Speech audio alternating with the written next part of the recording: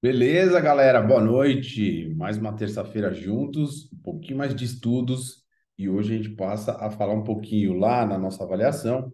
Quando eu pergunto para o meu paciente sobre problemas pulmonares, lembra? Semana passada foram os problemas cardíacos. E isso eu faço questão de perguntar para os meus pacientes durante a sua vida. Às vezes, o paciente tem um histórico de problemas cardíacos ou pulmonares que pode estar reverberando hoje em dia no músculo esquelético dele. E que foi isso que trouxe ele, então, para o nosso consultório. Então, a aula da semana passada a gente falou um pouquinho sobre coração, sinais, sintomas, dores referidas, falando sobre um pouco sobre a anatomia, a conexão que esse pericárdio, na verdade, né, não o coração em si, o miocárdio, tem de conexão com o nosso músculo esquelético. E é através dele que a gente consegue, na verdade, mexer um pouco esse coração. Então, é, hoje a gente passa a falar sobre a estrutura do pulmão, ok? Mais uma vez, também se faz necessário entender que se a gente tem que ter uma conversa com o pulmão desse paciente, por muitas vezes, aliás, por todas as vezes, a gente vai ter uma ação que é músculo-esquelética, ou seja, como é que eu consigo conversar com um parênquima pulmonar, por exemplo, só pode ser através de uma conexão músculo-esquelética. Temos técnicas dentro da osteopatia, né? A gente fala um pouco sobre mobilização de secreção, reexpansão de áreas atelectasiadas. Acho bem interessante as técnicas, mas não só as técnicas direcionadas ao pulmão, mas todo aquele nosso objetivo de trazer para os nossos pacientes um equilíbrio do comando vegetativo desses pacientes. Então, obviamente, fazer o controle da ação vegetativa e também ver qual tipo de conexão facial que esse paciente tem, que esse pulmão tem com o músculo esquelético do meu paciente e tentar interagir nesse sentido, beleza? Mais uma vez, peço a vocês que, se tiver gente pedindo para admitir aí na reunião, por favor, me interrompam para que eu faça isso acontecer. Eu marquei a reunião e esqueci de tirar lá a opção de entrar a hora que vocês quiserem. Mas, enfim, vai acabar dando certo. Beleza? Então é isso, gente. Óbvio, chega no nosso consultório, mais uma vez, paciente com problema visceral que não foi procurar a gente por problemas viscerais. Não tem como esse paciente, por muitas vezes, chegar no nosso consultório e falar: Ah, não, eu tive, sei lá, um pneumotórax um tempo atrás, eu sei que isso pode me trazer uma questão de fixação da minha pleura, e é isso que me traz hoje em dia aqui na osteopatia. Não, de jeito nenhum. Geralmente esse paciente vem, será eu, com uma cervicalgia alta, a própria dorsalgia, a gente vai ver algumas dores referidas aí do pulmão. Mas a partir do momento que esse paciente fala lá para nós na anamnese que ele teve um problema durante a vida dele, vamos de novo abrir o nosso leque de possibilidades clínicas. Será que o que traz esse paciente aqui no meu consultório não é o problema pulmonar que ele teve lá atrás na vida dele, ou até mesmo não tão lá atrás, né, gente? Como a gente está vendo aí no Covid, muitas pessoas tiveram comprometimento de mais de 25, 30% do parênquima pulmonar. O que é que a gente pode fazer por essas pessoas? Beleza? Então, vamos lá. Vou compartilhar a tela aí com vocês e passamos a falar um pouquinho sobre pulmão e os seus sintomas e a relação músculo-esquelética que a gente tem lá dentro do nosso consultório.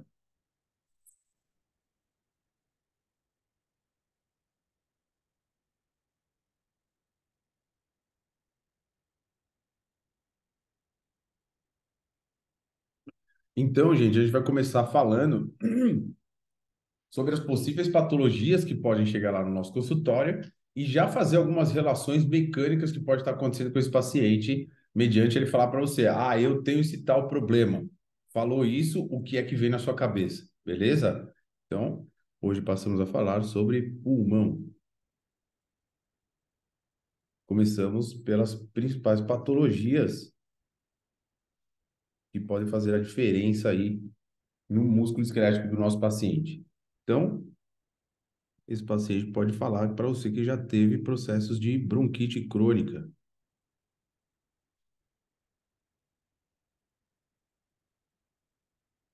ou dilatação brônquica,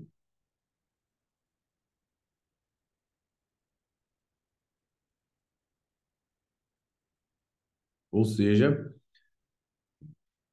patologias que acometem a parte mais paraquimatosa mesmo aí do meu pulmão. Deixa eu só fechar aqui. Aí. E o que é que esse tipo de paciente já pode me falar? O que que eu posso pensar já com relação a ele falar para mim, olha, eu tive bronquite crônica ou não, eu tive um processo aí de dilatação brônquica. Geralmente a gente começa a fazer associações com quais estruturas, né? Então, pensando que quem sustenta esse pulmão são principalmente as costelas,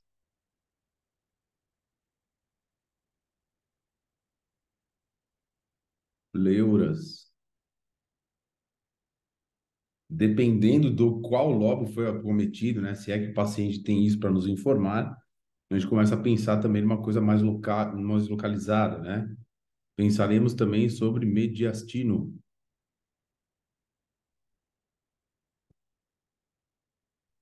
beleza? Outras patologias. Aqui eu vou citando para vocês possibilidades, tá, gente? Esse leque aqui se abre musculoesqueleticamente falando enormemente, né? Mas, de antemão, um paciente que veio falando para mim sobre bronquite crônica ou problemas de dilatação brônquica, eu já começo a pensar que possivelmente essas estruturas possam estar acometidas e o quanto elas podem estar acopladas aí ao sintoma desse paciente, o sintoma inicial desse paciente. Beleza? Podemos citar o enfisema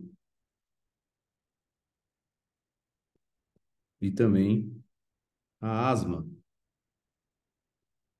São duas patologias classificadas como DPOC, né? Doença pulmonar obstrutiva crônica. Ou seja, são pacientes hiperinsuflados. Uma vez que eu estou pensando nisso, obviamente, já estou pensando numa mecânica diafragmática alterada.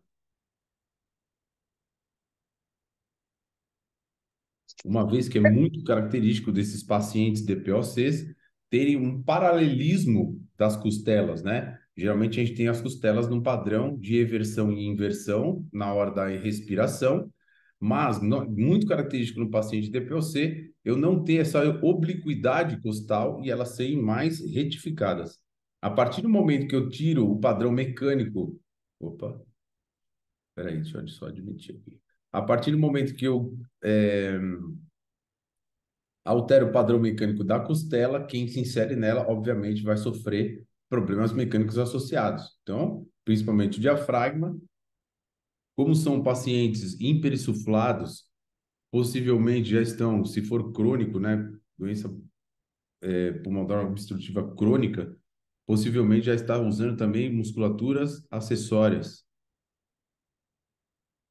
Então, estamos falando dos pacientes que têm muita ação dos escalenos, do próprio trapézio, o econ, músculos que acabam alçando um pouquinho essa parte mais superior do gradil costal, para tentar auxiliar no processo de inspiração. E muito característico desses caras também, obviamente, uma rigidez torácica. Uma vez que um paciente tem essa rigidez torácica, esse arcabouço torácico muito rígido, se faz necessário a gente abrir um pouquinho a nossa realidade, o nosso raciocínio clínico, na verdade, e pensar, bom, se eu tenho uma torácica que não é móvel, possivelmente eu tenho uma compensação reacional numa cervical, ou possivelmente numa toracolumbar, ou até mesmo na lombar. Então, se faz necessário de pensar nesses pacientes como um tórax rígido e o quanto de sintoma à distância esse paciente pode estar vindo no nosso consultório relatar o tipo de problema dele. Ah, eu tenho cervicalgias constantes. Eu sou um DPOC, eu sou um asmático. E olha, gente, vou falar para vocês, a osteopatia, com o nosso raciocínio clínico, mexendo principalmente na questão anatômica desse pulmão, a gente consegue ajudar e muito os pacientes asmáticos. Uma coisa interessante que eu gosto de destacar aqui, eu fui dar aula em Curitiba e uma das turmas que apresentou as doenças pulmonares obstrutivas crônicas, eu pedi para eles fazerem sempre o hands-on e o hands-off. O hands-off é uma coisa bem interessante. Eles apresentaram a proposta de incentivar o paciente a tocar instrumentos de sopro ou até mesmo aulas de canto, justamente para melhorar todo o equilíbrio respiratório desse paciente, a entrada e a saída de ar, principalmente o prolongamento do ar, da saída do ar, né? Porque a característica maior do DPLC, na verdade, é ele ser restritivo, né? Ele acaba retendo muito o ar dentro dele. Ele tem uma dificuldade, na verdade, de expirar. Então, instrumentos de sopro e até mesmo canto pode incentivar esse paciente a melhorar o quadro dele. Beleza? Voltamos às possíveis patologias, pleurisias e pneumotórax. Professor, cabe aí uma dor bilateral do ombro, dos ombros? Sim, mas aí a gente está falando de dor referida, né? Primeiro a gente está falando só da patologia e o que é que a gente tem que pensar assim, musculoesqueleticamente falando, quando o paciente já fala para você sobre essa patologia. Aí eu já tive isso. O que é que eu começo a pensar? Mas, obviamente, quando a gente for falar das dores referidas, sim, ombro cabe bastante aí, principalmente pela ação da faixa de Simpson. A gente vai esmiuçar isso aí um pouquinho nos desenhos lá da anatomia, Dina, pode deixar. Pleurisias e pneumotórax. Nesse sentido, a gente tem que pensar que esse cara teve uma pleurisia lá atrás, esse cara teve um pneumotórax lá atrás. Obviamente, as pleuras, tanto a visceral quanto a parietal, pode não estar tendo um bom deslizamento na hora da índice e da ex. Então, a gente pensa muito mais num processo de restrição desses tecidos, e se eu não tenho mobilidade muito boa dessas pleuras, o quanto o meu músculo esquelético tem que fazer para isso acontecer? Tem que compensar esse tipo de ação, né? Então, estamos pensando muito mais em processos cicatriciais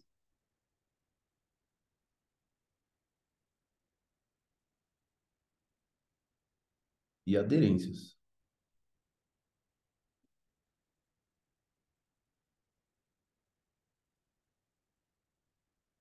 E aí, como eu disse, né? Mobilidade das pleuras, tentar denotar onde é que não está acontecendo esse movimento e tentar interagir com isso. Fáscia endotorácica,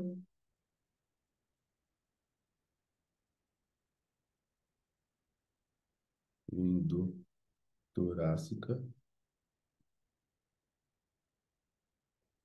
e o quanto isso, então, pode estar se reverberando numa ação musculoesquelética. O quanto desse meu paciente não está tendo deslizamento entre as pleuras e até mesmo entre a pleura e a pleura parietal e a fáscia endotorácica, e o quanto o meu sistema musculoesquelético agora tem que fazer para compensar esse processo de índice de ex acontecer da melhor forma possível sem gasto de energia. Depois passamos a falar de possíveis processos também já tratados de pneumonia ou até mesmo tuberculose.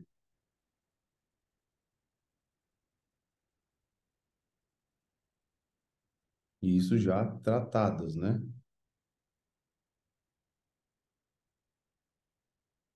E aí a gente tem que pensar, principalmente nesse sentido, como é um processo que já foi cicatrizado lá no parênquima, possivelmente eu posso ter diminuição das mobilidades, então eu tenho que pensar em mobilidade dos cilindros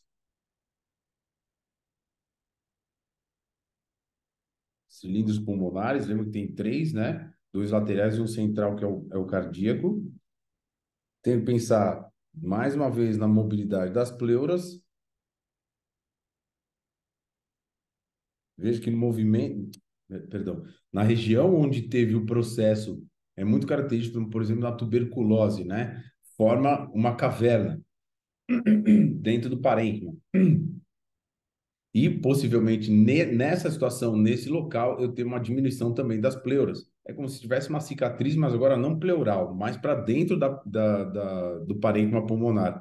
Mas mesmo assim, eu não tenho mobilidade ali. Obviamente, as pleuras podem também reagir com a mesma situação, de não ter essa mobilidade.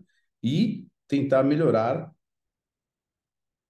as condições, né, da pressão torácica. A pressão intratorácica, na verdade, né?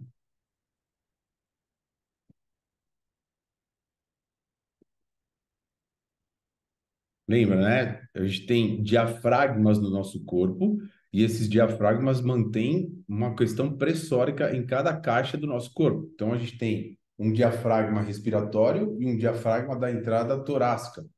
O quanto eles têm que estar organizados para manter uma pressão intrapleural, intratorácica perfeita, para que eu não tenha acometimento de outras caixinhas, como, por exemplo, a cavidade abdominal ou até mesmo o crânio, ok? Então, eu acho que é nesse sentido que as patologias que podem aparecer no nosso consultório podem nos trazer possibilidades clínicas.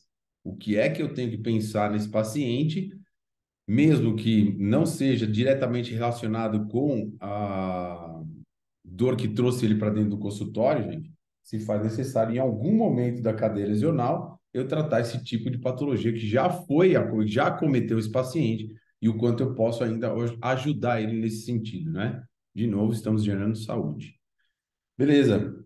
Saímos das patologias e agora uma das coisas que eu quero que vocês se atenham que isso tem que acontecer dentro da nossa anamnese, né? Anamnese, que são os sinais e os sintomas.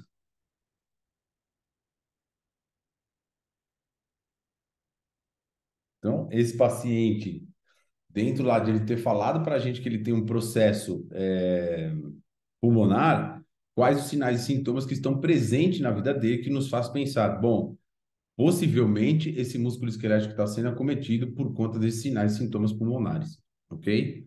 Então, já citamos como patologias, né? Mas são sinais e sintomas. Asma e a bronquite.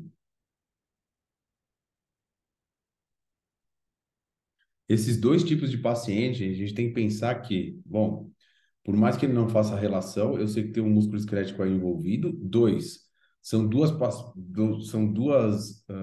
patologias onde eu tenho processos somato-emocionais muito envolvidos, principalmente nos pacientes de asma. Os pacientes asmáticos, quando eu entro em zona de estresse, são a hora que geralmente é onde ele tem um broncoespasmo. Então, o que é que a gente pode ajudar esse paciente dentro do consultório e fora do consultório para que ele também se equilibre nessas questões? Exercícios respiratórios, gente. Sem preguiça. Vai lá, desenha o quadradinho para o paciente e explica para ele como é que ele faz exercício respiratório. Lembra o 4x4 lá. Inspira em 4, segura 4, expira 4, segura 4. Ele tem que fazer esse processo, essa caixinha acontecer para tentar equilibrar um pouquinho mais os processos respiratórios dele, beleza? Então, extra consultório, tá aí uma boa sacada para você também já melhorar as questões emocionais desse paciente. Se é uma pessoa muito ansiosa, o exercício respiratório tende a melhorar o equilíbrio, ou talvez equilibrar um pouquinho mais esse sistema de ansiedade. Ou o que disparou o processo da asma. Catarros repetitivos.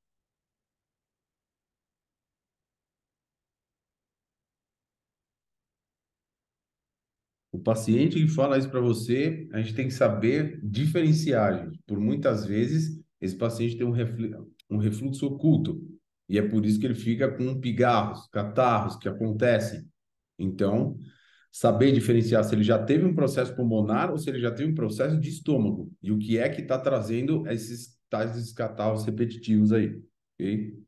Sensação de opressão torácica.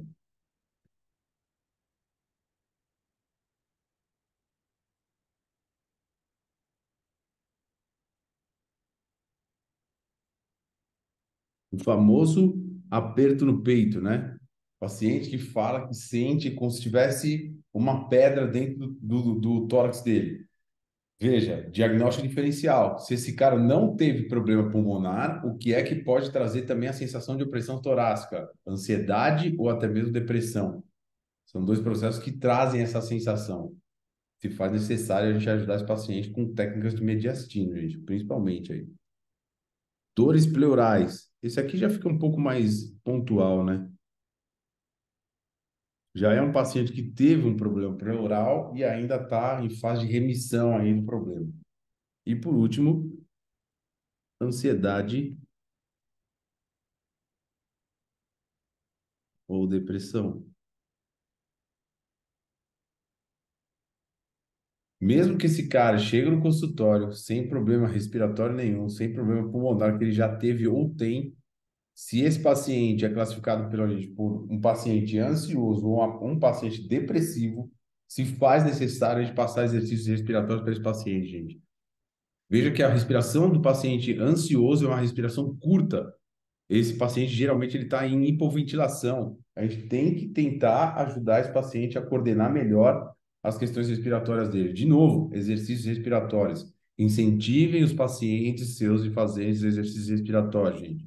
Tanto para melhorar padrões mecânicos de respiração, como também para ajudar no equilíbrio emocional. Porque, afinal de contas, se você passa um exercício desse, o paciente fica 5 minutos fazendo exercício respiratório, gente, parte da ansiedade, da depressão dele, pelo menos naquele momento, é desligada, porque a cabeça dele fica focada naquilo que ele está fazendo. Então, é uma das saídas para a gente também já começar a introduzir aí o mindfulness. Uma das coisas que também antecede a meditação, se o paciente é muito agitado, muito ansioso, são os exercícios respiratórios. E prescreve, gente. Não tenham preguiça, prescreve como se fosse medicação. Visualizar. Espera aí que tem gente para entrar. Venha, Leila. Venha, Mayara. Doutora Mayara entrou agora, só entendi.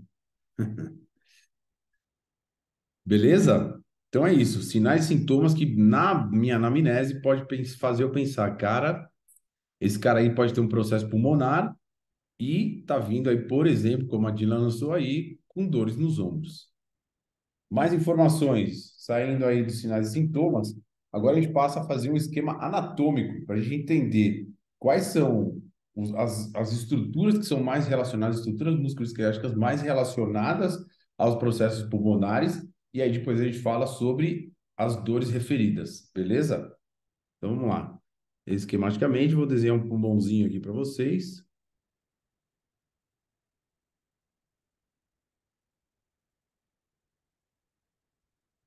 E aqui a gente vai encher de informação. Lembrar que esse pulmão tem uma conexão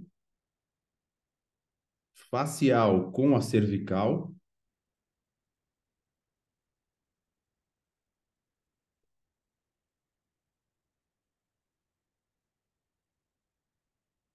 beleza? Então, saindo lá da pleura e indo em direção de C6 e de C7, à direita e à esquerda temos ligamentos,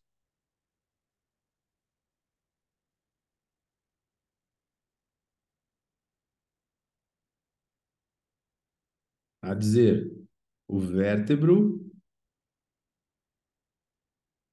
o transverso e o costal. Todos eles pleurais. Então, eu tenho o vértebro pleural, o transverso pleural e o costo pleural. Beleza? Então, já temos uma primeira conexão da pleura com relação ao meu músculo esquelético. Esse cara teve uma pleurisia, ele tem uma diminuição do deslizamento das pleuras do lado esquerdo, por exemplo. O quanto que ele não vai jogar de tensão nesses ligamentos e o quanto isso não pode se reverberar, por exemplo, na nossa cervical. E aí estamos falando principalmente de C7T1, ou seja, local de charneira, onde a gente já sabe que temos diminuição dos movimentos, se é que dá para falar assim, mas são zonas de menos mobilidade. Se eu tenho um processo pleural, por exemplo, aí eu posso estar cometendo mais ainda essa zona. É um paciente que vai chegar, por exemplo, no consultório queixando para você de cervicalgia. Continuando ainda com a questão da caixa torácica, temos as outras costelas.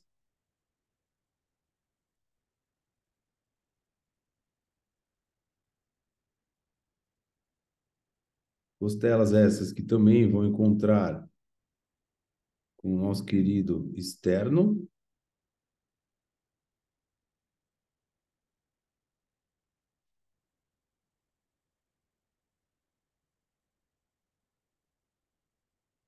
Vou fazer o mínimo.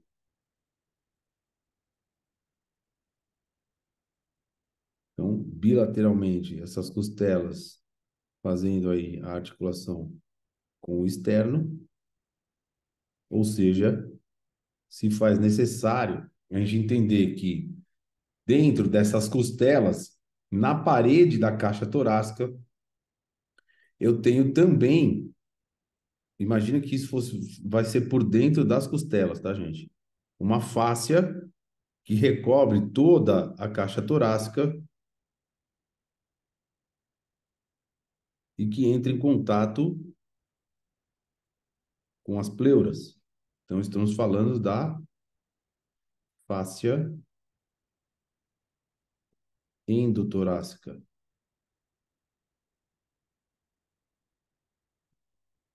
É a fáscia que está em contato com todo o sistema de costelas. É ela que faz o forro dessa caixa torácica.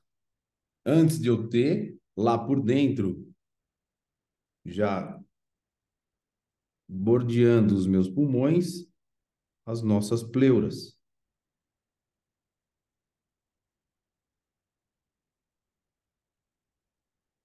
Então, eu tenho uma pleura parietal, que está em contato direto com a fáscia endotorácica, e por dentro dessa pleura parietal, eu ainda tenho a pleura que reveste toda a parte visceral, o parênquima pulmonar.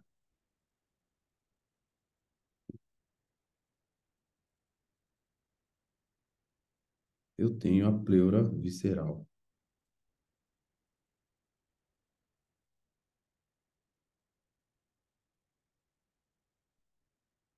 Três camadas faciais, que no fundo, se vocês forem estudar isso aí lá no meio, pensando nessa situação, eu vou colocar, deixa eu ver, em cinza,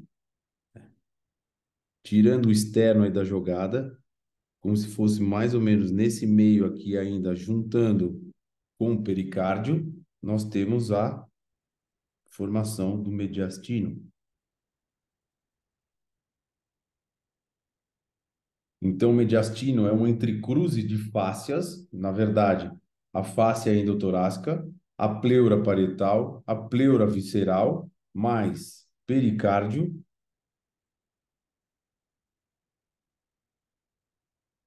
fáscias traqueais, esofágicas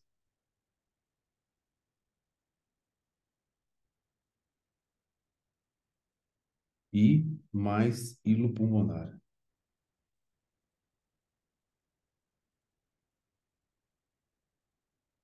Tá aí um grande ponto, então, da caixa torácica desse nosso paciente, que por muitas vezes é um processo de rigidez imensa, gente. Justamente por causa disso. Porque eu tenho entrecruz de muitas fáscias, e se uma dessas fáscias estiver em disfunção, pode me trazer problemas com relação às outras fáscias. Então, por isso que eu falo tanto para vocês que é muito importante a gente tratar do mediastino do nosso paciente. Aliás, a gente mexer lá atrás, na coluna, fica muito mais fácil para nós. É uma coisa muito mais mecânica. Aqui na frente, na caixa torácica, mexer aí precisa muito de sensibilidade. Esse é o grande desafio para o osteopata. Como eu tenho sensibilidade para trabalhar em cima de um mediastino, que é uma estrutura tão profunda e que tem tanta riqueza facial assim, como é que eu tiro a compressão dessas estruturas? Porque, afinal de contas, né, gente, se a gente for pensar em tendão central, né, a gente vai ter o diafragma aqui embaixo, com o seu centro frênico, e aí eu vou ter uma conexão facial entre este centro frênico, entre o pericárdio e entre a fáscia, perdão, entre o mediastino. E esse mediastino ainda se prolonga através das fáscias faríngeas até chegar na base do occipital. Então, pensando em tendão central, do centro frênico até a base do crânio, eu tenho que pensar principalmente nessa estrutura em cinza, o mediastino. E olha de quantas estruturas ele é formada e olha o quanto ele pode reverberar de problemas musculoesqueléticos para o nosso paciente. seja na própria região torácica, seja com relação às costelas, com relação ao externo, com relação às vértebras cervicais, com relação à entrada torácica, com relação à base do occipital. E até mesmo a TM, todo esse processo de musculatura ióide. A gente está falando de uma estrutura que está bem no meio do nosso tórax e que chega até a base do nosso crânio. Portanto, tudo que tiver revestido por essas fáscias ou a conexão delas pode estar aí com um processo de hipomobilidade reacional. Um mediastino que não tá funcionando muito é uma SEB que, por exemplo, pode ter um problema de mobilidade aí no movimento respiratório primário, de flexão e extensão. Então, veja que um paciente respiratório, gente, né, e a gente coloca aí principalmente o mediastino como um fator preponderante de ser tratado nesse tipo de paciente, o quanto a gente pode reverberar problemas musculoesqueléticos com relação à falta de mobilidade dessa estrutura. Beleza? Vale a pena lembrar, né, gente, que por uma média, se vocês querem pensar em trabalho com o pulmão, na região anterior dele, a nossa referência anatômica é do sexto espaço intercostal. Isso quando o pulmão está num processo de expiração. Quando ele inspira, ele chega até o sétimo, oitavo espaço intercostal.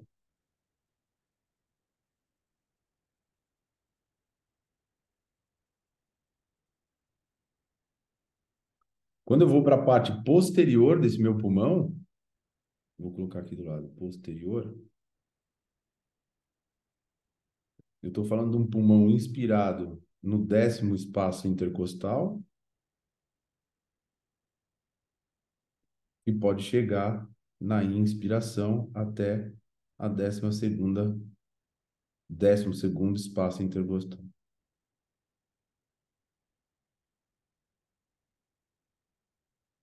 Ok? Então, é um pulmão que necessariamente tem que ter um gradil costal móvel para que ele consiga ter esse processo de expansão. Eu vejo muito a nossa capacidade de ajudar os pacientes com relação à respiração, à reabilitação pulmonar, gente, justamente por causa disso. O quanto de mobilidade a gente pode trazer nessa caixa torácica para eu conseguir, pelo menos, aumentar o espaço para esse pulmão ter a complacência dele. Então, eu dou mobilidade na caixa e agora também espero o pulmão ter a própria resolução dele. Ele vai ter mais espaço agora, ele começa a se dilatar um pouco mais. Fora isso, obviamente, a gente sempre vai pensar no sistema vegetativo desse pulmão.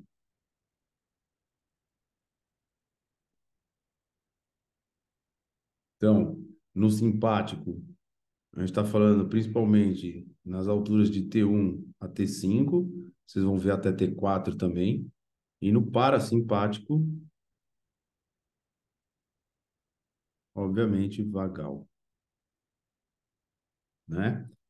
A gente ter consciência, então, que eu preciso tentar, pelo menos, regular ou ajudar a regular esse sistema nervoso neurovegetativo do paciente.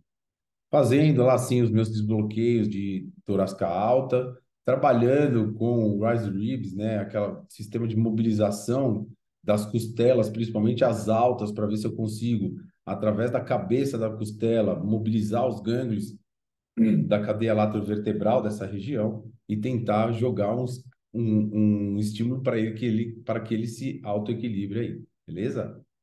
Lembrando sempre, né, que o simpático ele faz a broncodilatação e o parasimpático faz uma broncoconstrição, ok? A gente tem que pensar sempre isso. Se eu estou no sistema de luta ou fuga, eu preciso aumentar a minha ventilação. Para que isso aconteça de uma forma muito precisa, eu tenho que broncodilatar o meu pulmão. Então, o simpático faz isso. E o parasimpático, o contrário.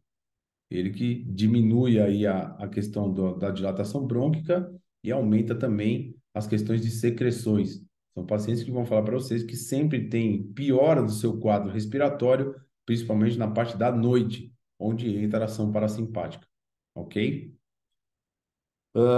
Que mais? Eu acho que o que eu queria passar aí para vocês. Ah, e lá em cima, né, gente? Não esquecer da tal da fáscia de Simpson. Essa fáscia também tem uma função aí de fazer um tampão, um diafragma, né?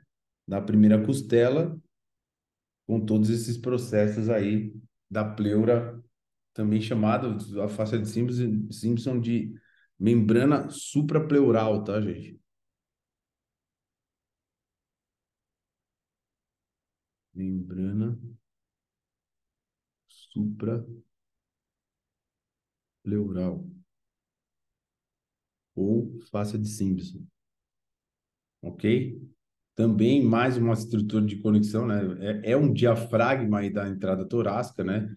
E mais uma vez, então, se faz necessário de pensar em equilibrar a tensão dessa membrana para, por exemplo, liberar toda a musculatura relacionada aí às questões dos asmáticos, dos DPOCs, essa musculatura acessória aí com conexão direta aí com a faixa de Simpson.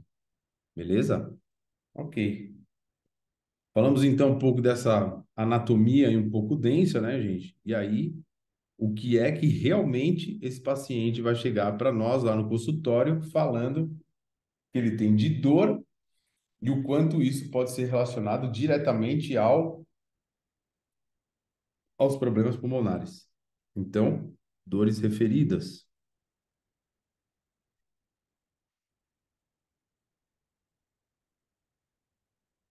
Então, uma das primeiras que pode estar acontecendo, sim, dor no ombro. Muito característico associar isso ao pulmão quando essas dores são mais posteriores, tá? Mas não se bate o martelo achando que dores de ombro anterior, por exemplo, não pode estar relacionado com o processo pulmonar. Principalmente se esse paciente já está falando para você na anamnese que ele teve ou tem algum processo pulmonar. Músculos de referência direta, trapézio. Então, o paciente que tem trapesalgia, principalmente quando ela for bilateral, membrana de Simpson e todos os processos aí ligados direto dessas musculaturas com as pleuras. E, de uma maneira geral, músculos da cintura escapular.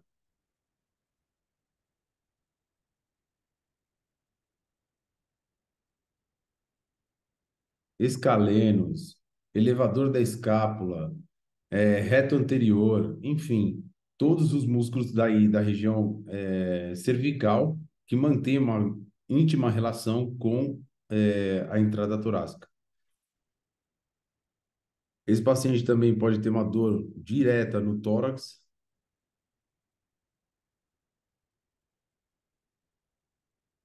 chegando até na região do epigástrio. Dor na região do epigastro, por favor, né, gente? Diagnóstico diferencial. Pode ser tudo. Pode ser uma esofagite, pode ser uma gastrite, pode ser uma questão com o pericárdio, pode ser uma questão pulmonar. Então, de novo, a minha anamnese que vai responder o que é que tem com a relação dessa dor epigástrica no meu paciente. Exploração. Muito característico o paciente ter dor na região do ângulo inferior da escápula.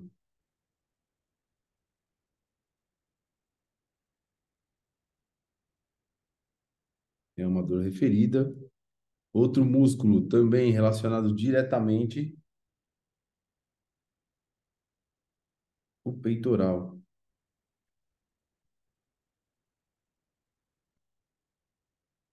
E depois, os quadros mais comuns que vão chegar para a gente no consultório: cervicalgias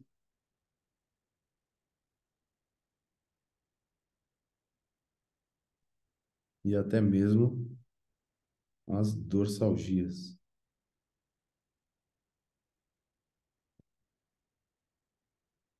Muito comumente com sintomas de costela,